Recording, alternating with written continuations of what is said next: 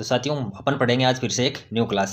ये क्लास रहने वाली है आपकी बहुत इंपॉर्टेंट रहने वाली है और 40 प्रश्न अपन इस क्लास के माध्यम से पढ़ेंगे। तो जुड़ जाइए साथियों चैनल से फटाफट से और चैनल को सब्सक्राइब कर लो ताकि आने वाली हर क्लास आपको मिल सके। ओके साथियों, चलो बढ़ते हैं अपन अपनी क्लास की ओर। अपनी क्लास का पहला क्वेश्चन है कि राजस्थान का कौन सा शहर भारत में सबसे बड़े ऊन के बाजार के रूप में जाना जाता है।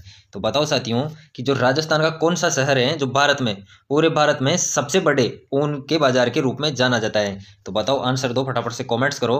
तो देखते हैं अपन, बाड़मेर, जोधपुर, जैसलमेर या फिर बीकानेर। तो अपना राइट आंसर क्या होगा कि राजस्थान का कौन सा शहर है जो पूरे भारतवर्ष में सबसे बड़े ऊन बाजार के रूप में जाना जाता है। तो वह है बीकानेर। अपना राइट आंसर क्या हो जाएगा यहाँ पर, बीकानेर। अपना राइट आंसर हो जाएगा डी, कि जो बीकानेर शहर है वो भारतवर्ष में सबसे बड़ा ऊन बाजार के रूप में जाना जाता है। याद रहेगा बच्चों। चलो आ जाते अपने नेक्स्ट क्वेश्चन पर। नेक्स्ट क्वेश्चन है यहाँ पर कि भारत की पहली बड़ी सिंचाई परियोजना जिसके पूरे कमांड क्षेत्र में स्प्रिंकलर सिंचाई प्रणाली अनिवार्य की गई है वह है।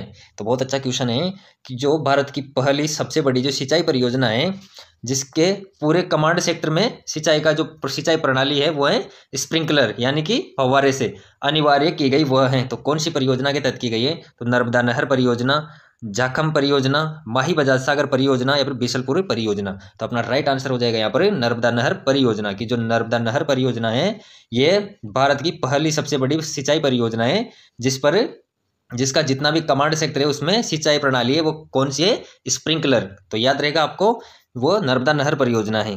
ओके, चलो अगला क्वेश्चन है अपना कि राजस्थान के तेबारी गांव में त्रिमुख बावड़ी का निर्माण किसने करवाया। तो राजस्थान के जो तेबारी गांव में स्थित त्रिमुख बावड़ी है उसका निर्माण किसने करवाया? तो देखते हैं, रानी राम रसदे ने, रानी रूपल दे, रानी भीमल दे या फिर ओमाने भटियानी। तो किसने करवाया? तो अपना राइट आंसर हो जाएगा रानी रामरसदे ने। तो ए अपना राइट आंसर हो जाएगा कि जो तेबारी गांव की जो त्रिमुख बावड़ी का निर्माण करवाया वो करवाया रानी रामरसदे ने। ओके, याद रहेगा बच्चों। चलो नेक्स्ट क्वेश्चन अपना वह है यहाँ पर कि यदि पंचायत विघटित कर दी जाती है तो चुनाव करवाए जाएंगे। यानी कि कोई पंचायत का विघटन अगर हो जाता है तो उसका चुनाव करवाए जाएंगे। तो कितने समय के अंदर अंदर उसके चुनाव करवाना जरूरी है?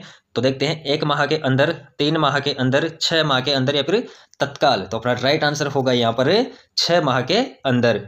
कि अगर किसी पंचायत का विघटन होता है तो उसके चुनाव करवाने का जो समय रहेगा वह रहेगा 6 महीने के अंदर अंदर उसके चुनाव करवाना बहुत जरूरी होता है। ये उसका टाइम पीरियड होता है, ये उसके नियमानुसार 6 महीने का टाइम होता है। इसके अंदर अंदर उस जो पंचायत विघटित हुई है उसके फिर से चुनाव करवाने होते हैं। ओके, याद रहेगा। नेक्स्ट क्वेश्चन पर आ जाते हैं। नेक्स्ट क्वेश्चन है अपना यहाँ पर कि निम्न में से कौन सा पुरस्कार राजस्थान में MSME नीति 2022 के अंतर्गत सर्वोच्च कार्य करने वाले उपक्रमों हेतु प्रस्तावित नहीं है। नकारात्मक क्वेश्चन पूछा गया है कि जो सर्वोत्तम कार्य करने वाले उपक्रम हैं उनमें प्रस्तावित नहीं है। तो कौन सा नहीं है? देखते हैं, महिला उद्यमी, अनुसूचित जनजाति, अनुसूचित जाति के उद्यमी या फिर असाधारण प्रक्रिया उत्पाद का नवाचार या फिर उत्पाद गुणवत्ता सुधार। तो अपना राइट आंसर यहाँ पर हो जाएगा डी, कि जो प्रस्तावित नहीं है वो कौन सा नहीं है? उत्पादक गुणवत्ता का सुधार। ओके, चलो नेक्स्ट क्वेश्चन है अपना कि राजस्थान के किस शहर में 1952 में मरु वनीकरण शोध स्टेशन की स्थापना की गई? कब? कि जो राजस्थान का कौन सा शहर है जिसमें 1952 में कब की गई साथियों? 1952 में मरु नवीकरण शोध स्टेशन की जो स्थापना की गई थी वो कहाँ पर की गई थी? तो देखते हैं, बीकानेर, जोधपुर, जैसलमेर, बाड़मेर। तो अपना राइट आंसर क्या हो जाएगा? अपना राइट आंसर हो जाएगा बी, जोधपुर। ओके, याद रहेगा आपको साथियों। साथ ही साथ कमेंट्स किया करो, जो आंसर होता है वो कमेंट्स में बताया करो ताकि उससे आपको क्या होगा कि आप खुद भी एक्टिव रहोगे कि हाँ कितने क्वेश्चंस के राइट आंसर मैं कर पा रहा हूँ। क्लास में जैसे 40 क्वेश्चन है तो 40 में से कितने क्वेश्चंस के राइट आंसर मैं कर पा रहा हूँ, कितने के आंसर मैं नहीं दे पा रहा हूँ। उससे फर्क ये पड़ेगा कि आप खुद अपना एनालिसिस कर सकते हो कि इतनी तैयारी मेरी हो चुकी है, इतना मुझे और पढ़ना है, किस हिसाब से मुझे पढ़ना है, किस हिसाब से मुझे आगे बढ़ना होगा। ये सब चीज़ें आप खुद से जान पाते हो। तो आंसर किया करो। ओके बच्चों, और साथ ही साथ चैनल को सब्सक्राइब कर लो। जितने भी विद्यार्थी नए जुड़े हैं वो चैनल को सब्सक्राइब कर लो ताकि आने वाली हर क्लास आपको मिले। साथ ही साथ सब्जेक्ट वाइज अगर आपको क्लास पढ़नी हो तो प्ले लिस्ट में जाकर आप पढ़ सकते हो। ओके बच्चों, चलो आ जाते हैं अपनी क्लास के नेक्स्ट क्वेश्चन पर। नेक्स्ट क्वेश्चन है कि हरियाली अमावस्या का पर्व किस तिथि को मनाया जाता है। तो क्वेश्चन है अपना कि जो हरियाली अमावस्या होती है, जो पर्व मनाया जाता है वो किस तिथि को मनाया जाता है। तो श्रावण अमावस्या को, फाल्गुन अमावस्या को, कार्तिक अमावस्या को या फिर आषाढ़ अमावस्या को। अपना राइट आंसर यहाँ पर होगा ए, अपना राइट आंसर हो जाएगा। जो श्रावण अमावस्या होती है उसको हरियाली अमावस्या का पर्व मनाया जाता है, याद रहेगा साथियों। चलो नेक्स्ट क्वेश्चन है कि मारवाड़ा परगना विगत किसकी रचना है। तो यहाँ क्वेश्चन पूछ रहा है अपन से कि मारवाड़ा परगना विगत नामक जो पुस्तक है, ग्रंथ है, उसकी रचना की गई थी, वो किसके द्वारा की गई थी। तो देखते हैं अपने पास 4 ऑप्शन है, तो इनमें से ढूंढते हैं कि किसके द्वारा मारवाड़ा परगना विगत की रचना की गई। तो वीरबाण रत्न या फिर दयालदास, मोहनोत नैण सिंह या फिर सूर्यमल मिश्रण। तो किसके द्वारा की गई। अपना राइट आंसर हो जाएगा यहाँ पर बच्चों सी, मोहनोत नैण सिंह की जो मारवाड़ा परगना विगत है वह लिखी गई मोहनोत नैण सिंह द्वारा। ओके, चलो बढ़ते हैं अगले क्वेश्चन की ओर। अपना नेक्स्ट क्वेश्चन है कि चंबल नदी निम्नलिखित किस राज्य समूह से होकर प्रवाहित होती है। तो जो चंबल नदी है वो राज्य समूह, जो राज्य समूह दिए हैं इनमें से कौन कौन से में होकर प्रवाहित होती है, यानी कि कौन कौन से राज्य में प्रवाहित होती है कौन सी चंबल नदी। तो चंबल नदी के बारे में पूछा गया है कि जो चंबल नदी है वो कौन कौन से राज्य से होकर गुजरती है। तो अपन देखते हैं मध्य प्रदेश, राजस्थान, दिल्ली, या फिर मध्य प्रदेश, राजस्थान, हरियाणा, मध्य प्रदेश, राजस्थान, गुजरात, या फिर मध्य प्रदेश, राजस्थान और उत्तर प्रदेश। तो अपना राइट आंसर क्या होगा बच्चों यहाँ पर कि जो चंबल नदी है वो किन किन राज्य से गुजरती है। तो वो है अपना राइट आंसर हो जाएगा डी, मध्य प्रदेश यानी कि एमपी से, राजस्थान से और उत्तर प्रदेश से, इन 3 राज्यों में चंबल नदी का प्रवाह होता है। तो अपना राइट आंसर इस क्वेश्चन का हो जाएगा डी। याद रहेगा आपको, अच्छे से क्वेश्चंस को पढ़ो साथियों और अच्छे से दिमाग में बिठा लो, क्योंकि क्वेश्चंस रिपीट होते हैं और अच्छे से दिमाग में बिठाओ ताकि क्वेश्चंस को एक बार देखो एग्जाम हॉल पे, तो जैसे ही क्वेश्चंस देखो आंसर कर पाओ। अपने आप को इतना तैयार कर लो एग्जाम के लिए कि कहीं से भी एग्जाम इधर क्वेश्चन उठा ले आप उसको आंसर कर पाओ। अपन की तैयारी उस लेवल की होनी चाहिए, तब अपन कंपटीशन को कॉम्पीट कर पाते हैं। क्योंकि तैयारी सब करते हैं परंतु आगे वही निकल पाते हैं, सफल वही हो पाते हैं जो अपने आप को समय देते हैं, अपने लक्ष्य की ओर बढ़ते हैं, वही सफल हुआ करते हैं। तो सफल होना है तो अच्छे से तैयारी में जुट जाओ साथियों, अभी भी आपके पास वक्त है कि जो गया वो तो गया, उसको मत सोचो, परंतु जो बचा है उसे उसे संभाल लो, जो बचा है उसको संभाल लो और उस पर अपना पूरा समय लगा दो, पूरा जोर लगा दो पढ़ने में। ओके, उससे ही आप सफल हो जाओगे। तो अच्छे से तैयारी करो बच्चों। ओके, आ जाते हैं अपनी क्लास पर। अपनी क्लास का नेक्स्ट क्वेश्चन है यहाँ पर कि कौन सी विधानसभा भंग होने के कारण राजस्थान में प्रथम मध्यावधि चुनाव हुए। बताओ साथियों कि कौन सी विधानसभा भंग होने के कारण राजस्थान में प्रथम मध्यावधि चुनाव हुए। तो चौथी विधानसभा में, छठी विधानसभा, सातवीं विधानसभा या फिर तीसरी विधानसभा। तो कौन सी विधानसभा थी जो भंग हुई थी। तो इसका आंसर मैं आपके लिए छोड़ूंगा साथियों, इसका आंसर देना है आपको। तो इस क्वेश्चन का आंसर आपको देना है बच्चों। एक क्वेश्चन मैं आपके लिए हर क्लास में छोड़ूंगा ताकि उसका आप आंसर कर सको। ओके, कि कितने बच्चे इसके आंसर कर पाते हैं, कितने बच्चे नहीं कर पा रहे हैं। ओके, अगले क्वेश्चन पर आ जाते हैं अपन कि स्वतंत्रता प्राप्ति के समय राजस्थान कितनी देशी रियासतों में विभक्त था। तो जब स्वतंत्रता प्राप्ति हुई, यानी कि जब देश स्वतंत्र हुआ, उस समय राजस्थान की कितनी देशी रियासतें थी। तो बताओ साथियों, जो राजस्थान था वो कितनी देशी रियासतों में विभक्त था। तो 15, 18, 19 या फिर 22। तो अपना राइट आंसर हो जाएगा, क्या होगा अपना राइट आंसर बच्चों बताओ। सी, अपना राइट आंसर हो जाएगा 19। तो राजस्थान में जो देश स्वतंत्र हुआ उस समय राजस्थान में जो देशी रियासतें थी वो थी 19 रियासतें। याद रहेगा आपको बच्चों। चलो अगला क्वेश्चन है कि पिपलाद पेयजल परियोजना का संबंध है। तो पिपलाद पेयजल परियोजना है उसका संबंध कौन से जिले से है। तो देखते हैं अजमेर से, झालावाड़ से, जोधपुर से या फिर पाली से। तो अपना राइट आंसर क्या होगा यहाँ पर कि जो पिपलाद पेयजल परियोजना का संबंध है वह है झालावाड़ से। तो पिपलाद परियोजना का संबंध है आपके झालावाड़ से। ओके, याद रहेगा। चलो नेक्स्ट क्वेश्चन देखते हैं अपन। नेक्स्ट क्वेश्चन है कि राजस्थान में स्थापित पहली सूती वस्त्र मिल का नाम है। तो राजस्थान में जो पहली सूती वस्त्र मिल स्थापित हुई थी वो कहाँ पर हुई थी। तो कृष्णा मिल, नाम क्या था उसका। तो कृष्णा मिल या फिर एडवर्ड मिल या फिर महालक्ष्मी मिल या फिर शार्दुल मिल। तो जो राजस्थान में स्थापित पहली सूती वस्त्र मिल थी वह थी कृष्णा मिल। ए अपना राइट आंसर हो जाएगा कि जो राजस्थान की पहली सूती वस्त्र मिल स्थापित हुई वह थी कृष्णा मिल। इसका नाम क्या था, कृष्णा मिल था। ओके बच्चों, चलो नेक्स्ट क्वेश्चन है निम्नलिखित में से किसे कोल्लू यानी कि फलोदी का प्रमुख वार्षिक मेला समर्पित है। तो जो कोल्लू का वार्षिक मेला है वो किसको समर्पित है बच्चों बताओ। देवजी, बाबूजी, गोगा जी या फिर रामदेव जी। तो किसको समर्पित हैं? तो जो कोल्लू का प्रसिद्ध वार्षिक मेला है वह समर्पित है बाबूजी को। बी अपना राइट आंसर हो जाएगा। ओके साथियों, चलो बढ़ते हैं अपने अगले क्वेश्चन पर। अगला क्वेश्चन अपना कि जब राजस्थान में पहली बार राष्ट्रपति शासन लगाया गया, यहाँ राज्यपाल कौन था? तो अपने यहाँ पर क्वेश्चन पूछ रहा है कि जब राजस्थान में पहली बार, कब पहली बार राष्ट्रपति शासन लगाया गया, तब राजस्थान राज्य का जो राज्यपाल था वह कौन था? तो बताओ साथियों, बहुत अच्छा क्वेश्चन है और पिछले एग्जाम में पूछा हुआ क्वेश्चन है कि राजस्थान में पहली बार जब राष्ट्रपति शासन लगा उस समय राजस्थान का राज्यपाल कौन था? तो बताओ कौन था? देखते हैं, सरदार गुरुमुख निहाल सिंह या फिर सरदार हुकुम सिंह, सरदार गजेंद्र सिंह या फिर श्री संपूर्णानंद। तो अपना राइट आंसर क्या होगा साथियों? यहाँ पर अपना राइट आंसर हो जाएगा डी संपूर्णानंद। की जो श्री संपूर्णानंद थे वह राजस्थान के राज्यपाल थे। कब? जब पहली बार राष्ट्रपति शासन लगाया गया था, याद रहेगा। चलो बढ़ते हैं अगले क्वेश्चन की ओर। नेक्स्ट क्वेश्चन है अपना कि निम्न में से कौन राजस्थान राज्य मानवाधिकार आयोग की पहली महिला अध्यक्ष थी?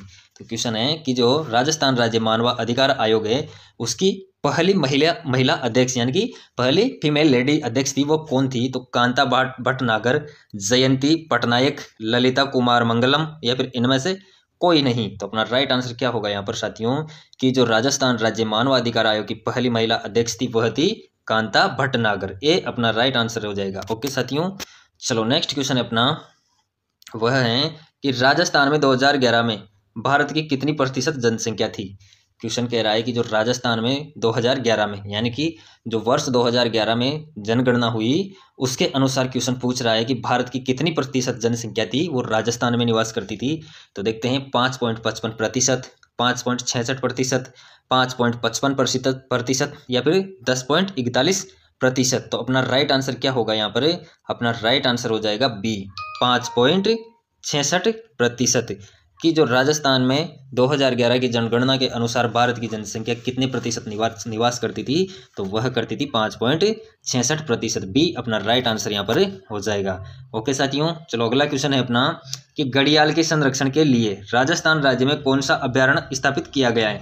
तो बताओ साथियों क्या होगा अपना राइट आंसर यहाँ पर? तो देखते हैं, जयसमंद अभ्यारण्य, नाहरगढ़ अभ्यारण्य, चंबल अभ्यारण्य या फिर मुकुंदरा पहाड़ियां अभ्यारण्य। तो अपना राइट आंसर होगा बच्चों यहाँ पर वह हो जाएगा चंबल अभ्यारण्य। सी अपना राइट आंसर हो जाएगा कि जो घड़ियाल के संरक्षण के लिए राजस्थान राज्य का चंबल अभ्यारण्य है वो स्थापित किया गया है। किसके लिए? घड़ियाल के संरक्षण के लिए। कौन सा किया गया है? चंबल अभ्यारण्य। ओके, दिमाग में बिठा लो साथियों क्वेश्चंस को। अच्छे अच्छे क्वेश्चंस मैं आपके लिए निकाल के लाया हूँ। मैं आपके लिए मेहनत करता हूँ साथियों, आप एग्जाम के लिए मेहनत करिए। आपके लिए मैं लाऊंगा क्वेश्चंस निकाल के अच्छे अच्छे से, आप तैयारी में जुट जाओ। बस आप अपना 100% एग्जाम को देने की कोशिश करो। आपके लक्ष्य को अपना 100% दे दो। आपका जितना 100% बनता है उतना देने की कोशिश करो। जब तक पढ़ते पढ़ते थक जाओ तो ये मत सोचो कि यार मैंने इतना पढ़ लिया। जब ये सोचने लगे कि यार अभी मैंने पढ़ा ही कितना है, तो यूँ मानो कि सफलता की पहली सीढ़ी आपने उसी दिन चढ़ना प्रारंभ कर दिया। जिस दिन दिमाग में ये आया कि अभी मैंने पढ़ा ही कितना है, तो वहीं से आप सफल होना प्रारंभ हो जाते हो। तो अच्छे से अपने मन को प्रगाढ़ कर लो, अच्छे से समझा लो कि हाँ मुझे बस पढ़ना है, मुझे पढ़ना है। ललक जगा लो अपने मन में। ओके, चलो आ जाते हैं अपने नेक्स्ट क्वेश्चन पर साथियों। नेक्स्ट क्वेश्चन है अपना कि निम्न में से जयपुर का परंपरागत हस्त उद्योग कौन सा है? तो क्वेश्चन पूछ रहा है कि जो जयपुर का परंपरागत हस्त उद्योग यानी कि हाथ से बनाए जाने वाला जो कार्य किए जाते हैं यानी कि जो हस्त उद्योग है वो कौन सा है? तो ऊनी खादी, थेवा कला, चित्रकला या फिर ब्लू पोट्री। तो अपना राइट आंसर क्या होगा यहाँ पर बच्चों? बताओ। अपना राइट आंसर हो जाएगा डी ब्लू पोट्री। जो ब्लू पोट्री है वो जयपुर का परंपरागत हस्त उद्योग है। ओके, चलो नेक्स्ट क्वेश्चन देखते हैं अपन। नेक्स्ट क्वेश्चन है अपना कि निम्न में से कौन सी संस्था राजस्थान के औद्योगिक विकास को गति देने वाली शीर्ष संस्था है? तो बताओ साथियों कि कौन सी संस्था है जो राजस्थान के औद्योगिक विकास को गति देने वाली शीर्ष संस्था है यानी कि सबसे बढ़िया संस्था है? तो राजस्थान वित्त निगम, रिको, राजसिको या फिर नाबार्ड। तो अपना राइट आंसर क्या होगा यहाँ पर कि जो राजस्थान का औद्योगिक विकास को गति देने वाली शीर्ष संस्था है वह है यहाँ पर रिको। जो राजस्थान की रिको संस्था है वह औद्योगिक विकास को गति देने वाली शीर्ष संस्था की श्रेणी में आती है। ओके बच्चों, चलो नेक्स्ट क्वेश्चन पर आ जाते हैं अपन कि कुवलयमाला नामक कथा संग्रह में कितनी देसी भाषाओं के नामों का उल्लेख हुआ है? तो जो कुवलयमाला नामक कथा संग्रह है उसमें कितनी देसी भाषा हैं जिनके नामों का उल्लेख हुआ है? तो 15, 16, 17 या फिर 18। अपना राइट आंसर क्या होगा? अपना राइट आंसर हो जाएगा डी 18। तो 18 भाषाओं का नाम उल्लेख है कुवलयम माला नामक कथा संग्रह है, उसमें देसी भाषाओं के जो 18 देसी भाषाएं हैं उनके नाम उल्लेखित हैं। ओके, याद रहेगा आपको। चलो नेक्स्ट क्वेश्चन है अपना, वह है कि प्रसिद्ध आदिवासी मेला बेणेश्वर राजस्थान के किस जिले में आयोजित होता है? कि जो बेणेश्वर का मेला है वो कौन से जिले में आयोजित होता है? तो कोटा, बांसवाड़ा, प्रतापगढ़ या फिर डूंगरपुर। तो अपना राइट आंसर क्या होगा यहाँ पर? डूंगरपुर। की जो प्रसिद्ध आदिवासियों का मेला बढ़ता है, कौन सा बढ़ता है? आदिवासियों का प्रसिद्ध मेला, तो बेणेश्वर ये कौन से जिले में आयोजित होता है? तो ये होता है डूंगरपुर में। याद रहेगा आपको। अच्छे से क्वेश्चंस को रट लो साथियों, यहाँ से जरूर क्वेश्चन बनते हैं। बहुत ही अच्छे क्वेश्चंस लेके आया हूँ मैं। यह क्वेश्चंस रिपीट होते हैं साथियों, तो क्वेश्चंस को बहुत अच्छे से पढ़ो और कॉमेंट्स में आंसर करो। सबसे बढ़िया तो आपके लिए है कि कॉमेंट्स में आंसर किया करो ताकि खुद को परखने का मौका मिले। ओके, चलो नेक्स्ट क्वेश्चन है कि निम्नलिखित में से कौन से लोक देवता की माता मेणादे थी? तो बताओ साथियों, कौन से लोक देवता थे जिनकी माता का नाम मेणादे था? तो मल्लीनाथ जी, बाबू जी, रामदेव जी या फिर गोगा जी। तो अपना राइट आंसर क्या होगा यहाँ पर? कि जो मेणादे था वो किसकी माता का नाम था? तो वह था मल्लीनाथ जी की माता का नाम। ओके, याद रहेगा बच्चों आपको। चलो बढ़ते हैं अगले क्वेश्चन की ओर। अगला क्वेश्चन है अपना यहाँ पर कि राजस्थान में कौन सा स्थान कपिल मुनि से संबंधित है? तो राजस्थान का कौन सा स्थान है जो कपिल मुनि से संबंधित है? तो जोधपुर, नागौर, कोलायत या फिर सांबर। तो अपना राइट आंसर हो जाएगा यहाँ पर कोलायत। सी अपना राइट आंसर हो जाएगा कि जो राजस्थान का कपिल मुनि से स्थान है वह संबंधित है कोलायत से। ओके, चलो आ जाते हैं अपने अगले क्वेश्चन पर। नेक्स्ट क्वेश्चन है कि निम्न में से कौन सी कोलायत निम्नलिखित में से कौन सी कोयला किस्म राजस्थान में अधिकांशतः उत्पादित की जाती है? तो राजस्थान में कौन सी किस्म का कोयला है जो सर्वाधिक उत्पादित होता है, यानी कि सबसे ज्यादा निकाला जाता है? तो वो है, देखते हैं, पीट, लिग्नाइट, बिटुमिन्स, एंथ्रेसाइट्स। तो कौन सा है जो राजस्थान में अधिकांश उत्पादित होता है? तो वह है लिग्नाइट। जो लिग्नाइट टाइप का कोयला है वो राजस्थान में अधिकांश उत्पादित होता है, यानी कि लिग्नाइट कोयले की माइनिंग होती है वो सबसे ज्यादा राजस्थान में होती है। ओके, याद रहेगा आपको। चलो नेक्स्ट क्वेश्चन है अपना, वो है यहाँ पर कि मुख्यमंत्री निःशुल्क जांच योजना को कब लॉन्च किया गया? तो मुख्यमंत्री निःशुल्क जांच योजना है उसको कब लॉन्च किया गया? तो 2011 को, 2013, 2015 यानी या फिर 2016। तो अपना राइट आंसर हो जाएगा 2013। बी अपना राइट आंसर हो जाएगा 2013। यानी कि जो मुख्यमंत्री ने निःशुल्क जांच योजना, इस योजना के वजह से बहुत से ऐसे गरीब परिवार को फायदा मिला है जो अपनी जांच करवाने में असक्षम होते थे, तो उनको सीधा इस जांच का बेनिफिट मिला है कि जिस बीमारी के लिए जांच वो हुआ करती है वह निःशुल्क होगी। इसका एक फिक्स लिमिट क्राइटेरिया रखा है कि फला फला बीमारी की जो फला फला जांच है उसकी निःशुल्क जांच होगी। तो बहुत अच्छी योजना साबित हुई है। तो जो मुख्यमंत्री निःशुल्क जांच योजना है वो लॉन्च हुई थी, वो हुई थी 2013 में। ओके साथियों, बहुत अच्छा क्वेश्चन है, याद रखना। चलो नेक्स्ट क्वेश्चन है अपना, किस आयोग की सिफारिश पर माउंट आबू एवं अजमेर मेरवाड़ा का विलय राजस्थान में किया गया? बहुत अच्छा क्वेश्चन है कि जो माउंट आबू एवं अजमेर मेरवाड़ा का विलय राजस्थान में किया गया वो कौन सी समिति थी, कौन सा आयोग था जिसकी सिफारिश पर किया गया? तो कौन सा आयोग की सिफारिश पर किया गया देखते अपन है।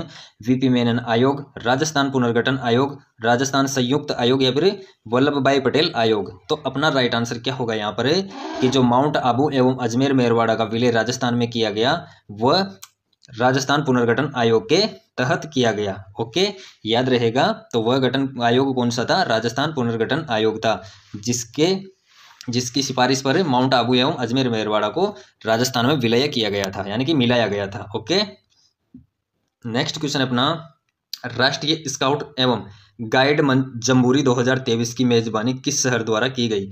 तो जो राष्ट्रीय स्काउट एवं गाइड जम्बूरी 2023 हुई उसकी मेजबानी किस शहर के द्वारा की गई थी? तो देखते हैं, जयपुर, जोधपुर, पाली या फिर उदयपुर। तो अपना राइट आंसर क्या होगा?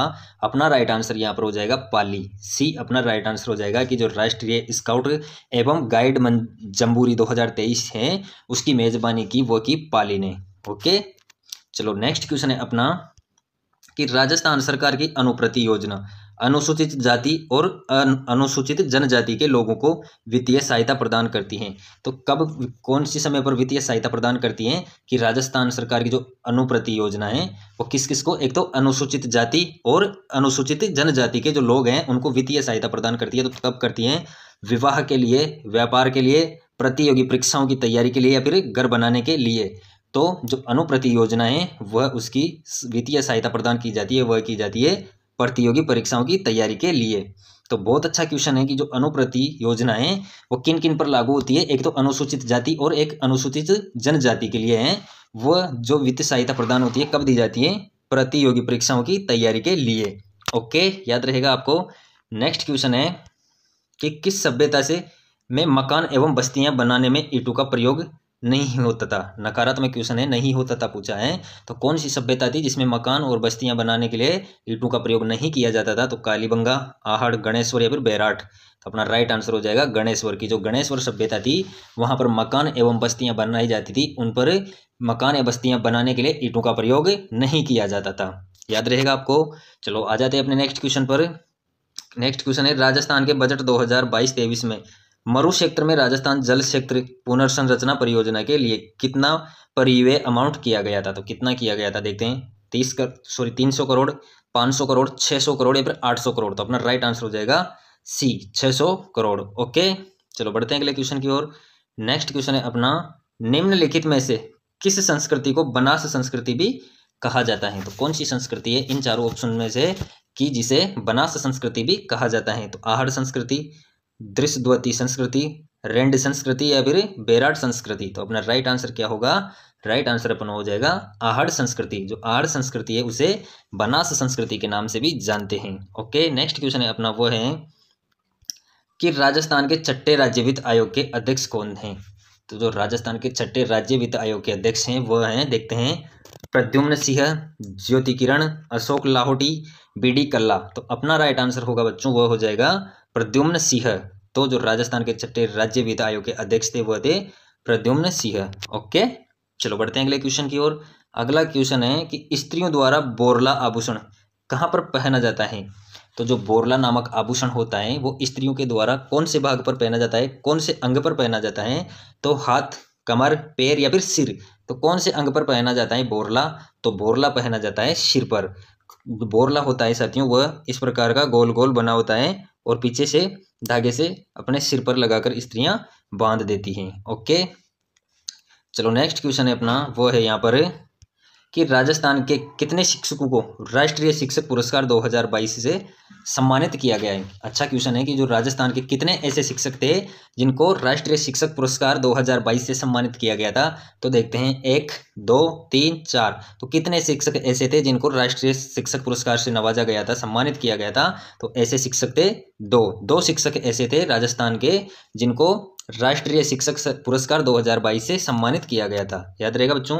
चलो अगला क्वेश्चन है अपना वह है कि गागरोन का युद्ध किसके मध्य लड़ा गया था? तो गागरोन में जो युद्ध हुआ वो किन किन के मध्य लड़ा गया? तो मोहम्मद खिलजी प्रथम और कुंभा के मध्य, या फिर मोहम्मद खिलजी द्वितीय और मेदिनी राय के मध्य, या फिर महमूद खिलजी फर्स्ट और ईडर का रामपाल के मध्य, या फिर महमूद खिलजी द्वितीय और महाराणा सांगा के बीच। तो किसके बीच लड़ा गया गागरोन का युद्ध? तो गागरोन का जो युद्ध था वह लड़ा गया मोहम्मद खिलजी द्वितीय और महाराणा सांगा के बीच। डी अपना राइट आंसर हो जाएगा कि जो गागरोन का युद्ध हुआ वह हुआ मोहम्मद खिलजी द्वितीय और महाराणा सांगा के बीच में हुआ। याद रहेगा साथियों, बहुत अच्छे क्वेश्चन थे, इंपॉर्टेंट क्वेश्चन थे। तो आपने अच्छे से क्लास देखी होगी। बताओ क्लास कैसी लगी आपको। और इसी के साथ अपनी क्लास यहाँ पर समाप्त होती है साथियों। तो वीडियो के अंत तक बने रहने के लिए आपका शुक्रिया। साथ ही साथ चैनल को सब्सक्राइब कर लो जितने भी विद्यार्थी नए जुड़े हैं। ओके, धन्यवाद।